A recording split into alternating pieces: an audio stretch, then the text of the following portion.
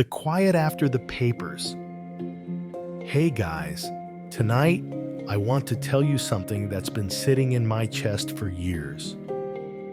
It's a Thursday when the divorce papers arrive. I remember because the recycling bin was already full, and I had to wedge the envelope between empty egg cartons and an old catalog I never ordered. The lawyer had sent it certified, all very official, very final. I sat at the kitchen table for 20 minutes, just staring at the blue ink of her signature next to mine. I didn't cry.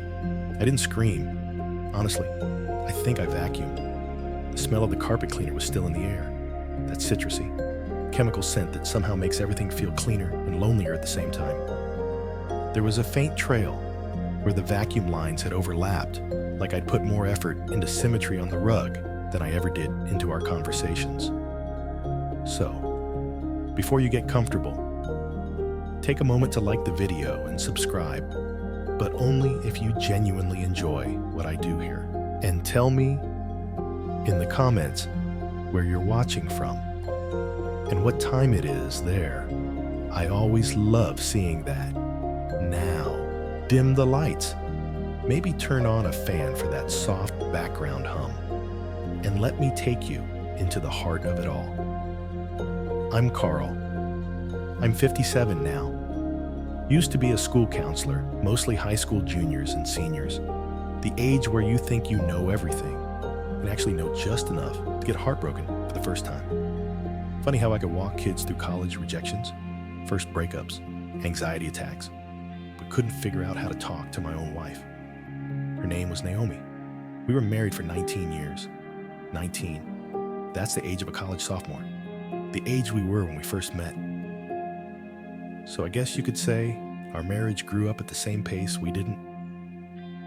You know, people ask when you know it's over. I used to think it'd be some big blowout. Maybe screaming, crying, someone flinging a plate or sleeping on the couch. But the truth is, it's a lot quieter than that. It ends in small ways, like when she stops asking you to come to bed, or when you stop noticing she's already asleep when you do. I noticed that first silence about 2 years before we split. I'd be in the den, grading essays or scrolling on my phone, and she'd just disappear upstairs. No good night, no come join me, nothing. And instead of asking where she was going, I just let her go. That's the thing that gets me now. It's not what we said. It's what we didn't. All the things I didn't ask. The things she didn't feel like repeating. I used to joke that we were like two ships in the night, except we both turned our radios off, hoping the other would notice the silence and say something first. We did the polite dance for a while. You know, the morning coffee handoff. Cream no. I'm cutting back. Smile. Sip. Leave. I'd drive to work, thinking everything was fine, and she'd sit at the kitchen counter another hour in her bathrobe, probably wondering if I was ever going to notice the sadness in her eyes. Spoiler, I didn't. We tried counseling once. One session. I thought we were supposed to fix something that day, like maybe the therapist would give us a worksheet and we'd go home, do our homework, and the spark would come back. Instead, Naomi said 4 words I still hear in my head. You don't hear me. Not you don't listen. Not you ignore me. Just you don't hear me. I nodded like I understood. I didn't. Not then. That night, I made spaghetti. Tried to make a joke about how I remembered her mom's recipe. Heavy on the garlic, light on the love. Naomi smiled. But it didn't reach her eyes. And when we ate, she barely touched the pasta, just twirled it, silently. I told myself she was tired. I told myself a lot of things. The papers came almost a year later. No big fight, no infidelity, no drunken confession. Just the slow unraveling of 2 people who stopped hearing each other and forgot how to ask why. And then I was alone. I mean, really alone. You'd think the silence would be loud, but it wasn't. It was soft, like a blanket soaked in rain, heavy and quiet and just there, always. One time I turned the TV on just for background noise, then muted it, because even fake voices felt like too much. I spent a full week rearranging furniture, like maybe if I moved the couch, the grief wouldn't know where to find me. Spoiler, it did. There's a photo of Naomi still in the hallway. I don't take it down. I walk past it every day, glance at it like it's a ghost I owe rent to. I think the part that stings is that in that photo. We're both smiling. Not fake smiles, either real. Teeth out, sun in our eyes, laughing at something dumb smiles. I try to remember what we were laughing about. I never can. Maybe it doesn't matter. Maybe the photo's not proof that it was perfect. Just that, for a little while, we were real. And now, every time I pass it, I wonder if I had heard her, really heard her, would that smile still be real? Would she still be here? That's the question that gets quieter the longer you're alone. Not because it hurts less, but because silence, when you've lived in it long enough, becomes its own kind of answer. The note on the fridge. It was spring when she left the note. We were deep in that awkward stretch between winter and summer, too warm for sweaters, too cold for confidence. I remember it because I was sneezing nonstop that week, and the tissues by the coffee maker had dwindled to that one sad, linty square that always tears mid-blow. I reached for it like I did every morning, blindly, still half asleep, and that's when I saw it. Just a sticky note, yellow, slanted, right under the magnet shaped like a strawberry we got from a farm stand road trip. Back when we still took those, it said, "We're not okay. Please don't pretend we are." That was it. No signature, no accusations, just that. It was her handwriting, though slightly slanted to the left, letters wide and spaced like she always wrote when she was sad. I stood there, holding my coffee, reading that one sentence over and over until the mug went lukewarm in my hand. I didn't take the note down. I didn't call her upstairs. I didn't even knock on the bathroom door, where I assumed she was brushing her teeth. I just stared at that fridge and thought, well, I guess we're talking through appliances now. The truth is, I didn't know what to say. I mean, what do you say when someone's telling you they're drowning? But you were busy mowing the lawn. I spent the rest of the day trying to act normal. Made eggs, fed the dog, went to work and gave a pep talk to a kid who bombed his SATs, told him one test doesn't define him, that there's always a chance to change paths. The irony almost choked me. When I came home, the note was still there, and for a full week after that, it stayed. Naomi never mentioned it. I didn't either. It became part of the decor, like the grocery list or that magnet that always slid sideways. I'd glance at it when grabbing milk, then look away, like it was some radioactive truth I wasn't ready to touch. That's the part I regret most now. Not the fighting, we didn't do much of that. Not the drifting, but the sheer, quiet avoidance. I thought if I didn't touch it, the pain would stay neat, contained. But pain has a way of leaking, doesn't it? It finds cracks and settles in like dust. That week, I remember I tried to fix things by doing chores. Like maybe if the sink was empty and the bed made, she'd forget she was lonely. I vacuumed twice. I organized the Tupperware drawer. I even cleaned out the gutters, and I hate ladders. Naomi didn't say much, just watched me with this look, like she wanted to believe it meant something. But you can't scrub your way back into someone's heart. One night, I cooked her favorite meal, lemon chicken, heavy on the thyme. She ate it quietly.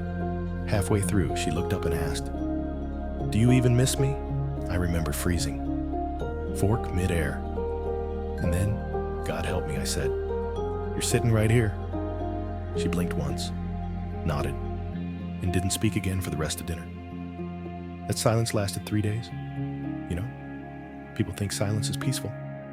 But when it's the kind that stretches across a dinner table or fills the gap between two people in bed, it's a kind of violence. A cold war waged with nothing but withheld glances and cleared throats. On the 4th day, the note disappeared. I didn't ask where it went. But I remember opening the fridge for creamer and feeling this odd, empty ache, like when a picture falls off the wall and leaves a clean square on the paint. I missed it. Missed the way it told the truth without yelling. Missed the proof that, at some point, she was still trying to reach me. Sometimes I think that note was the last olive branch, and I left it hanging on the fridge like a to-do list I'd never get around to. The next time she tried to talk, it was 2 weeks later on a Sunday. I was folding laundry on the couch badly. I should add, every shirt looked like it had been strangled by a toddler, and she sat beside me. I remember because I dropped a sock and didn't bend to pick it up. She said, "Carl, I feel like I live next to you, not with you." And I, in my infinite wisdom, said, "That's just how marriage feels after a while." It was meant as a joke, kind of. But she didn't laugh. She stood up, walked upstairs. And that was the night she started sleeping in the guest room, full time. I used to lie there, in the quiet dark of our bedroom, listening to the faint creak of her door down the hall. It was like hearing the echo of a choice you don't remember making, sometimes, late at night. I'd stare at the ceiling and rehearse conversations in my head, things I'd say if I were braver, like Naomi. I don't know how we got here, but I want to find our way back. Or, I miss you even when you're in the next room. Or just, please come home, even if you never left the house. But I never said them out loud. Instead, I said things like, "Did you see the electric bill?" Or, "We're out of paper towels." And every time, I chose safety over truth. I watched a little more of her shut down. One night, I woke up and the house felt off, too still. I walked to the guest room and knocked. No answer. I opened the door. Her side of the bed was made, her closet door open, and a few things missing from the shelf. She was gone. She didn't leave forever that night, just for a few days. A trial run. She called it later. But I think, deep down, I knew. When someone's been whispering for help, and you keep raising the volume on the TV, eventually they stop trying. And the worst part is, I kept the fridge clean, but I never looked for a new note when the mail kept coming, but she didn't. There's something strange about getting mail for someone who isn't there anymore. The week Naomi left really left. Not just the guest room or the silence, but the house itself. Her name still showed up everywhere. On envelopes, on packages, even on a magazine subscription she swore she canceled 3 years ago. I'd grab the stack from the mailbox, feel that flicker of hope every time I saw her handwriting on a return label. But it was always something bureaucratic. A dental appointment reminder, a credit card offer. The world hadn't gotten the memo. It's ridiculous. But I started talking to her mail. Quiet things, just under my breath. "Looks like you're due for a cleaning. Naomi." Or, "Guess Williams. Sonoma still thinks you bake." That was the kind of humor we used to have gentle ribbing over coffee. Now, I was delivering it to glossy envelopes while eating toast alone. The house, oddly, didn't feel empty right away. It felt paused, like someone had hit mute on a movie I didn't know was mine. Her jacket still hung on the back of the dining chair, the one she always pulled out too far. Her favorite mug chip, blue, with a faded sunflower sat beside the sink like it might be rinsed and used again. It took me 2 weeks to move it. I wasn't lonely, not at first. I was numb. And then, slowly, I became something worse efficient. I did laundry with speed, grocery shopped with ruthless precision, cleaned the bathroom like a military operation. I thought if I just kept everything orderly enough, I'd outrun the ache. spoiler, I didn't. The real gut punch came when I opened a drawer in the hallway and found a tiny, folded list. Written in Naomi's neat script, things we still need to talk about. The basement leak, your mom's birthday, whether we're still we. That third one, it hit like ice water down my spine. There was something devastating about the way she wrote it. Not angry, not accusing, just honest, practical even. As if she was itemizing our emotional failures with the same tone she'd used to remind me we were out of dryer sheets. I sat down right there, on the floor, next to the junk drawer, and just stared at the list. How long had she carried that around? How many times had she opened it? Added a new item? Waited for me to bring it up? I hadn't even known there was a leak in the basement. That night, I did something I hadn't done since before we were married. I walked into our bedroom, laid down face up, and tried to pray. Not for her to come back. Exactly.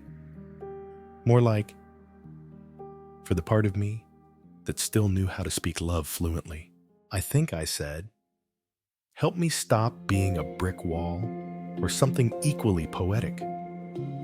God was silent, or asleep, or just watching quietly, like Naomi used to from the hallway when I pretended to nap. Here's the kicker, though. She hadn't left in anger. I know that sounds like a small detail, but it changes everything. She didn't slam the door, didn't hurl accusations, didn't leave a dramatic voicemail. She just packed a bag, left a note that said, I'll be staying with Liz for a while. Take care of yourself. And then she disappeared like fog. No thunder, no storm, just a slow, receding tide. And that's what made it worse.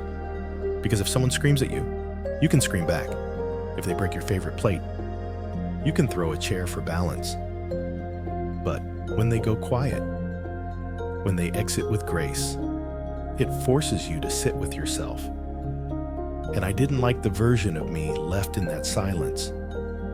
I realized I hadn't asked her how her day was in months. I'd stopped holding her hand in the grocery store. I didn't notice when she dyed her hair a slightly darker shade of brown. I just stopped seeing her, and now she was gone.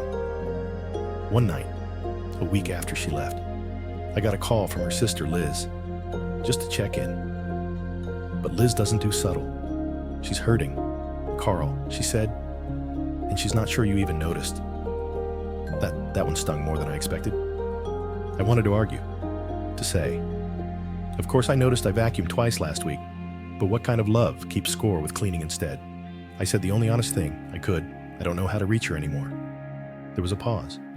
Then Liz said, maybe start by remembering who she was before she became your mirror. That haunted me for days. Because the truth is, Naomi used to be this bright, sharp, curious woman. She'd read books faster than I could buy them. She'd quiz me on plot twists just to mess with me. She sang in the shower badly, but with conviction. And I stopped hearing that voice years ago.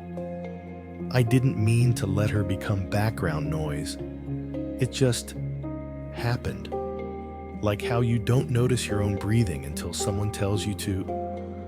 That week, I found myself walking around the house, touching her things. Not in a creepy way, more like breadcrumb trails. Her scarf still smelled faintly like lavender and campfire. Her lotion bottle had a smudge of thumbprint near the cap. I pressed it just to see if any still came out. It did, thick and white and slightly cold. I wiped it on my palms and sat down on the edge of the bed. And for the first time in months, I whispered, I miss you. The room didn't respond, but I like to think the house listened. The day I sent the first message, I'm not a poet, not even close, but there's something about heartbreak that makes a person think they're suddenly qualified to write metaphors. The morning I finally texted Naomi, I sat there for a full hour drafting and deleting. You'd think I was negotiating a hostage situation, which, to be fair, I kind of was, except the hostage was my pride. I started with, "Hey, hope you're okay."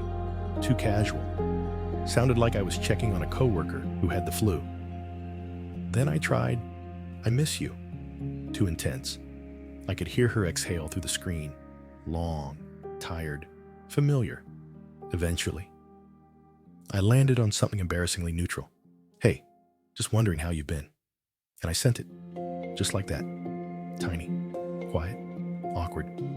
Then I threw my phone across the couch like it might explode. I sat there staring at the ceiling fan, which was wobbling slightly like it always did. And for the first time, I heard how loud silence can be when you're waiting for something. She didn't reply that day or the next, which was fine. I told myself it was fine.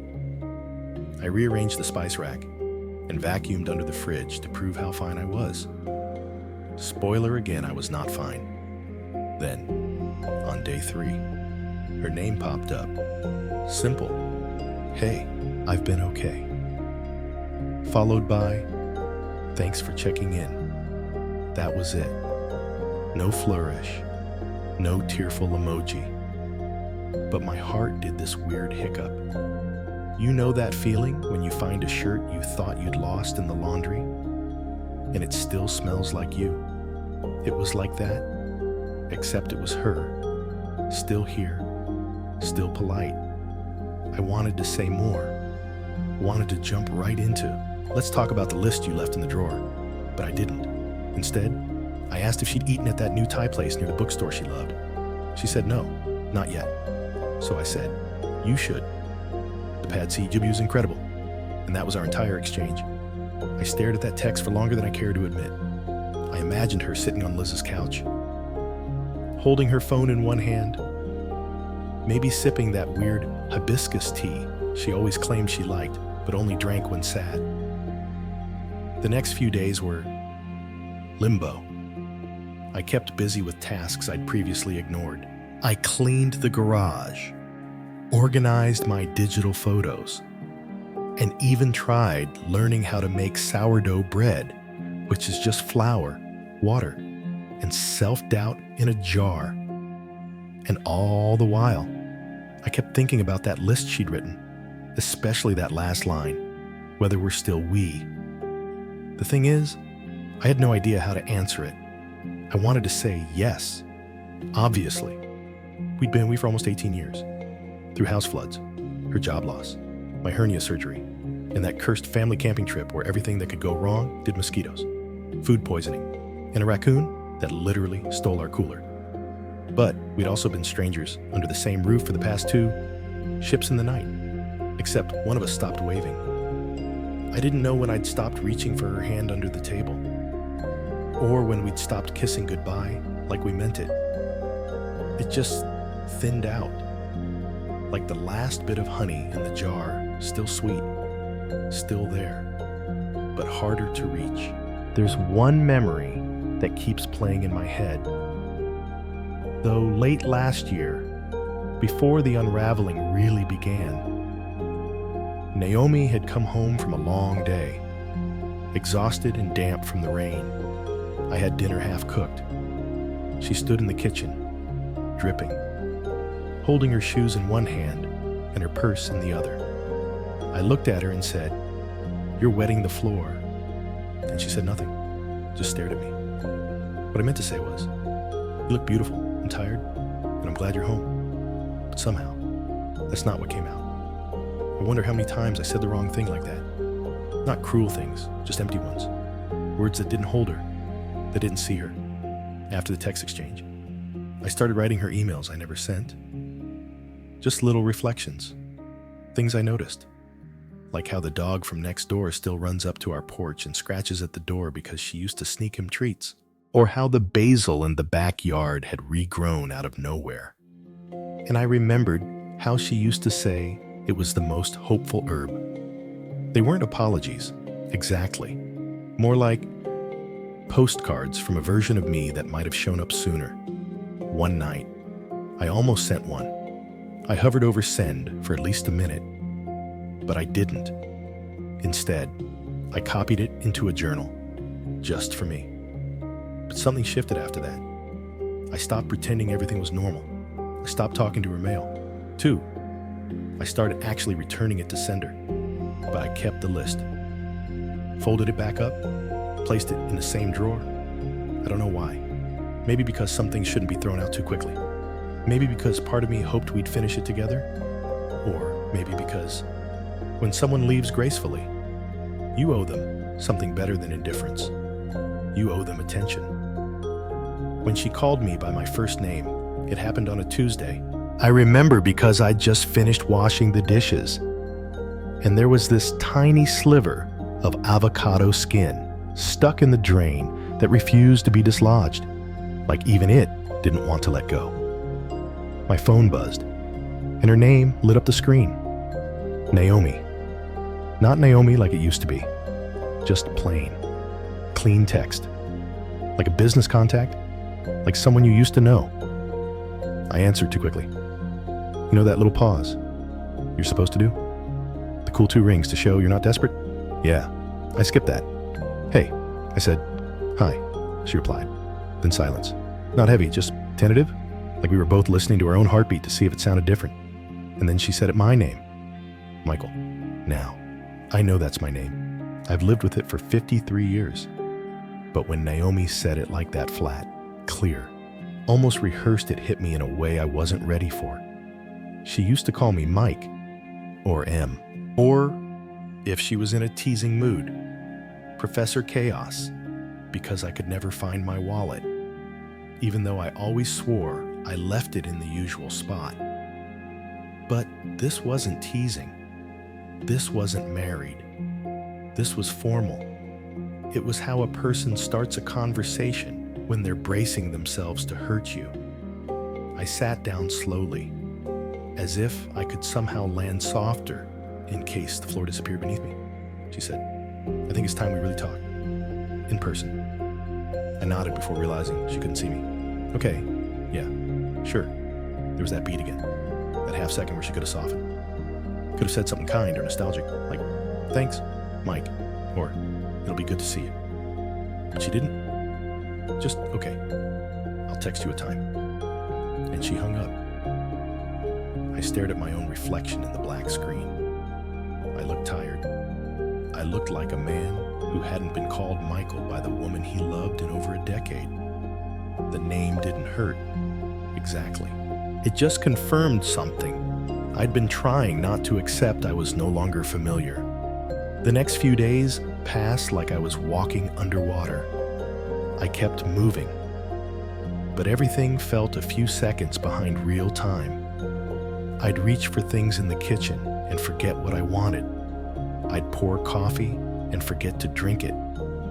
I even answered a work email with warmest regards, which, if you know me, is absurd. I barely use regards. And then Saturday came. We agreed to meet at the park, neutral territory, the kind of place where you can watch dogs fetch things and pretend your life isn't unraveling. I got there 10 minutes early. Classic. I picked a bench that faced the duck pond, the one with the weirdly aggressive white goose. I figured if things went badly, at least I could distract myself by watching it chase toddlers. Naomi arrived precisely on time. She wore a beige coat I didn't recognize. Her hair was pulled back. No makeup. She looked like herself. And also, not. She smiled when she saw me, but it didn't reach her eyes. You know that smile people give when they've already cried in the car. That was the one. Hi, Michael, she said again. There it was. The name, square and cold. I smiled back. Hey, we sat, awkwardly, like coworkers at a wedding. And then she got to it. She said she'd been thinking a lot, that the list wasn't meant to be an ultimatum, but a mirror, that she didn't expect me to fix everything just to notice. I told her I did notice, eventually, that I was sorry it took losing her for me to pay attention. She nodded, kind of a slow, forgiving nod, but not the kind that means let's try again. More like, I hear you, but I'm still leaving.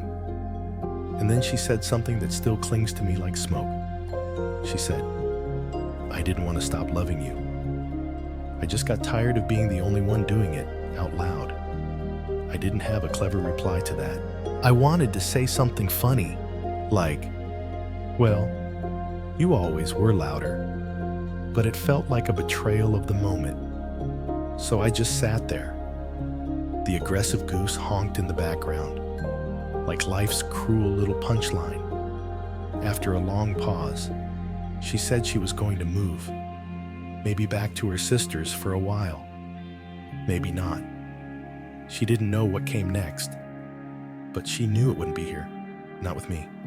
We stood, we hugged, that awkward side cheek, don't make this linger kind of hug. Then she turned, walked away, and didn't look back. I stayed there for a while, staring at the pond. The goose had finally settled down. The toddlers had moved on, and I was alone. Not newly alone, just finally aware of it. Like I told you back when she texted me, thanks for checking in. There are silences between people that feel like breath, and others that feel like distance. This was the latter.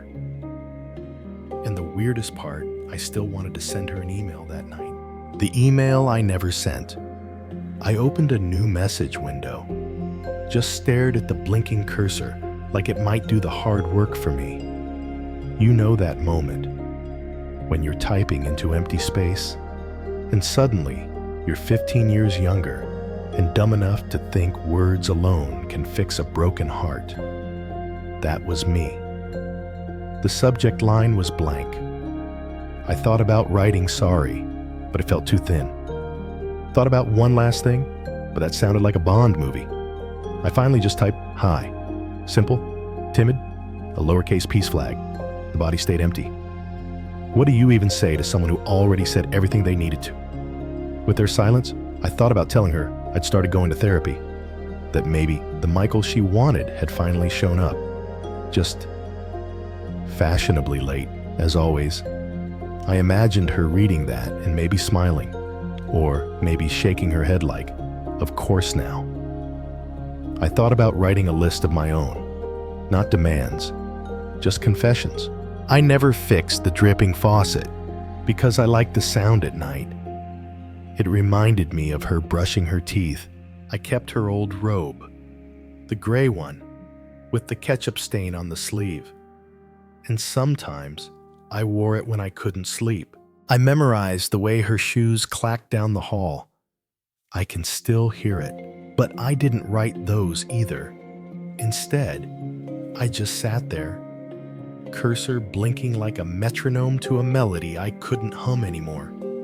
Then, out of nowhere, I typed, "Do you ever miss me when it rains?" It's stupid, right? Like something from a bad indie movie. But it was honest. Rain always made me think of her. Not because of anything poetic, just because the last time we laughed, really laughed, was in a summer thunderstorm. Our power went out, and she lit every candle we had. We sat on the floor, eating cold spaghetti, and playing 20 questions until we both fell asleep. Question 19 was, if I left, would you come after me? I didn't answer that one fast enough either. So yeah, rain. Anyway, I stared at that sentence, reread it, deleted it, retyped it over and over. And then I hit save to drafts. Didn't send it. I don't even know if that counts as courage or cowardice. Maybe both. That night, I lay in bed, scrolling through photos. Her birthday, 2 years ago, me holding a lopsided cake that looked like it had survived a minor earthquake. She was laughing, trying to fix the tilt with a spoon. Her laughter was full then, whole, the kind of laugh that makes your stomach tighten just watching it. It occurred to me I hadn't heard her laugh like that in months before she left. I guess those sounds fade before a person does. That night, I dreamed about our front door, just the door. It kept opening and closing, but no one ever walked through. Just this weird, rhythmic motion, like an old film reel stuck on loop.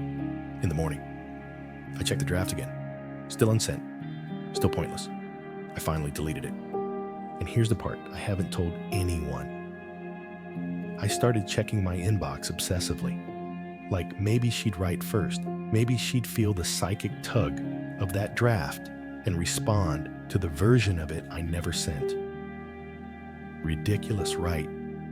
but you'd be surprised what your brain believes at 2:47 in the morning. I kept working, kept cooking sad little meals for one. I even started walking in the evenings, like some midlife rom-com cliche. Just me, my hoodie, and whatever podcast didn't remind me of her. One night, about a week later, I passed the dry cleaner and saw my old Navy suit in the window. The tag read, unclaimed, 6 months. 6 months ago was right before she taped the list to the fridge. I had it cleaned for our anniversary dinner, the one we never had. I stood outside the window, staring at that suit like it was some ghost of who I thought I'd be by now. I didn't go in, didn't claim it. I don't know why. Maybe it belonged to a version of me that no longer exists. Later that night, I sat back down at my desk. New message window, blank. Typed, "I hope you're okay. That's all." Paused. Hit send. My hand actually shook, like a teenager about to ask someone to prom. It's amazing how vulnerable 2 sentences can feel. She didn't reply. Not that night, not the next. But that wasn't the point. Was it sending? It was my way of saying, "I still remember you."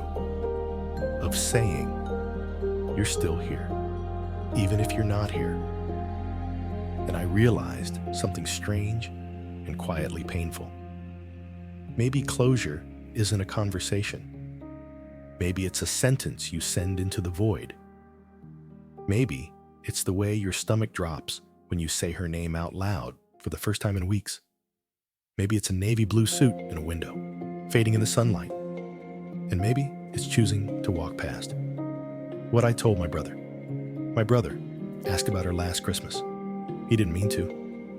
We were just sitting on the porch at Mom's place, half-frozen mugs of cider in hand, watching the neighbor's inflatable Santa slowly deflate, like it had just given up on joy. You know, real festive stuff. Then he said, "Do you ever hear from her?" Just like that. Real casual. Like asking if I still had that old truck, or if I ever got around to fixing the garage door. And I don't know, I think I nodded too fast. Or maybe too slow. Because he gave me that look. The one older brothers give when they're trying not to ask what they really want to ask. So I shrugged, said, "Not really." He just nodded and sipped his drink, steam curling up around his mouth like a soft little shield. But then I did something dumb. I said, "I sent her an email a few weeks ago." His eyebrows raised only slightly, but enough to crack open the door. What'd she say? I laughed. Not a real laugh, more like one of those airless scoffs that says everything and nothing. She didn't. He didn't press. That's one of the better things about him. He doesn't pry. But sometimes, silence is a worse interrogation. It gives you too much space to think about what you're not saying. So I filled it. Told him bits and pieces. Left out the pathetic parts, the checking inbox at midnight, the saved voicemails I still can't delete. But I told him about the list, about the way she left, about the rain question I almost sent. He listened, like he always has. Quiet, steady. That same look he had when our dog died in 7th grade, like he was absorbing my grief, in case I couldn't carry it. Then he said something simple. "You didn't deserve the list, but you also didn't deserve her silence." That knocked the wind out of me a little. Not because it was harsh, but because it was accurate. I hadn't thought of it that way before. I always painted myself as the villain, the one who forgot birthdays, who worked late, who answered frustration with sarcasm. But silence, that was her choice. And somehow that hurt more, because words, even angry ones, mean you're still trying. Silence is a locked door with no note. I asked him, "Do you think she's happier now?" He didn't answer right away, just looked out at the street, where the snow had started to fall again, big, lazy flakes like bits of torn-up paper drifting through the dark. "Finally," he said. "I hope so. But I also hope you'll stop guessing." And there it was, gentle, firm, undeniable. See, I've lived so much of the last year inside the echo of her absence. I've replayed conversations we never had, filled in the blanks she left behind, pretended I knew what she would have said, how she would have looked at me if I'd gotten it right. But maybe that's the real mistake. You can't mourn a ghost and expect it to hold you. After Christmas dinner, Mom handed me a tin of leftover cookies, and I found a card slipped beneath it. She'd written, in her shaky, cursive scrawl, "Michael, you're not broken, just bruised, and bruises fade." I nearly lost it. Not because of the sentiment, though, that got me too, but because Mom had never been the note-writing type. She was more of a here, eat something kind of parent. This was new. I tucked the card in my wallet, and when I got home, I didn't check my inbox. Instead, I lit a candle. That stupid, vanilla-scented one she hated.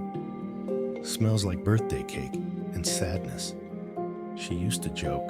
I lit it anyway, and I just sat there. No music, no scrolling, no overthinking. Just me, a bruise, slowly fading. There's a comfort in that, weirdly, in knowing that pain isn't permanent, that at some point, even the worst ache becomes background noise. I'm not there yet, but I can hear the quiet coming, the things I kept. It's strange what you end up holding on to. People think it's the big things, the ring, the framed photos, the dramatic last voicemail. But really, it's the tiny things that end up owning you, the forgotten objects that didn't even know they were supposed to mean anything. I still have her coffee spoon. It's absurd, right? One bent silver spoon with a chipped handle. She used it to stir her coffee every morning and insisted it made it taste better. "It's the handle," she'd say. "It's the perfect weight." I thought she was joking, but she was dead serious. Like coffee brewed with that spoon had some kind of magic. After she left, I found it in the drying rack. She didn't take it. Or maybe she didn't notice it. Or maybe, and this is the part that sometimes keeps me up, maybe she left it on purpose. Like a signature in a guest book. Like, yes, I was here. I couldn't bring myself to use it. So it's been sitting in the second drawer next to the oven for a year now. I open the drawer, glance at it, then grab a different spoon. Every single time. And it's not just a spoon. There's her gray sweatshirt, still folded in the hall closet, the one she wore when she was cold, but pretended not to be. Her half-finished crossword book, still on page 67, the pencil snapped and tucked inside. I haven't touched it. I did try once sat on the edge of the bed and flipped to the next blank crossword. I stared at the clues and felt like I was trying to answer questions only she knew the answers to. 3 across unspoken apology, 4 letters. I wrote none. I cried for the first time in months that day. Big, embarrassing tears that had no ceremony. No music swelling in the background. Just me, a dull pencil, and too many blank squares. And the thing is, I don't even know what I'm waiting for. Like, am I hoping she'll call and say, "Hey, I need my spoon back"? Or maybe she'll knock one day and laugh. "I knew you'd keep the sweatshirt," but she won't. And I don't think I actually want her to, because if she did, I'd have to decide something. I'd have to either hand it over and pretend it meant nothing, or admit I built a shrine out of small, stupid objects because I didn't know what else to do with the missing pieces. Sometimes I wonder if she kept anything of mine. Maybe the concert ticket I tucked into her book, or the keychain from our road trip, the one with the plastic dinosaur she said was so ugly, it's beautiful. I kind of hope she didn't. Not because I don't want to be remembered, but because I want her to be free. If she really meant it when she walked away, if the silence is her peace, then maybe the clean break was better for her. Maybe I was the only one who needed the spoon. I told all this to Claire. By the way, you remember Claire, the friend who brings me leftover lasagna and refuses to accept I know how to cook. Yeah, her. She's one of the few people who never pushes, but still somehow gets the truth out of me. We were watching some terrible reality show, something about baking disasters, and I just blurted it out. I still have her coffee spoon. She blinked, then said, "Oh, yeah, that tracks." No judgment, no pity, just acceptance. That meant everything. She asked if I ever thought about throwing it out, and I said I did. Once, I stood over the trash can, holding it like it was cursed. My hand hovered. My brain screamed, "Just let it go." But my chest tightened like someone was twisting a rope behind my ribs. I couldn't do it. Claire didn't push, just passed me a glass of wine and said, "It's okay. Sometimes healing's just delayed maintenance." I laughed harder than I had in weeks. "Delayed maintenance," I said. "That's exactly what my plumbing needs too." But she was right. Maybe I'm not broken. Maybe I'm just overdue for an emotional oil change. Later that night, I put the spoon in a box. Not the trash, not the drawer. A little wooden box I labeled eventually. I think that's where most healing lives. Honestly, not in grand declarations or dramatic goodbyes. Just in quiet little moments where you say, "Not today, but maybe eventually." That box is on the top shelf now. Next to it, a Polaroid of us at the lake. She's making that face tongue out, sunburned nose, hair wild from the wind. I look like I'm mid-sneeze. It's awful, and it's perfect. I keep it there for balance. A reminder that even if we fell apart, we were real. And sometimes, real is enough. The letter I never sent. I write her a letter every few months. Never to send, just to write, to get the static out of my head. They're usually on whatever's closest to old receipts, back of bank statements. That yellow legal pad I keep for grocery lists always starts the same, "Hey, you probably don't want to hear from me." But sometimes I imagine what she'd do if she got one.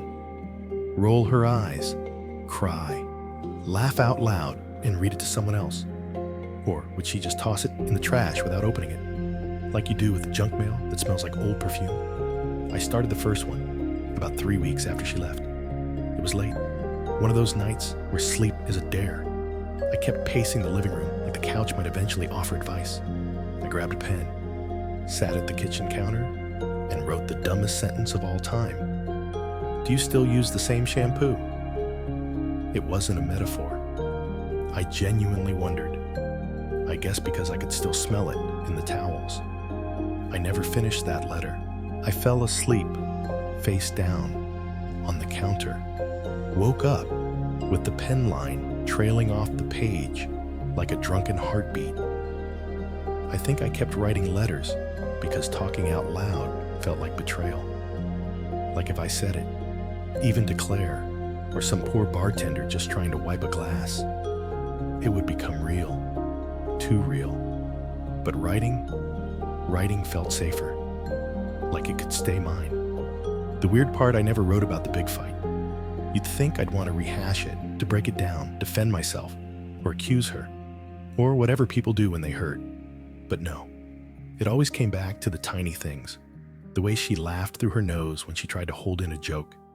The exact number of almonds she'd count into her palm, always 7. No more, no less.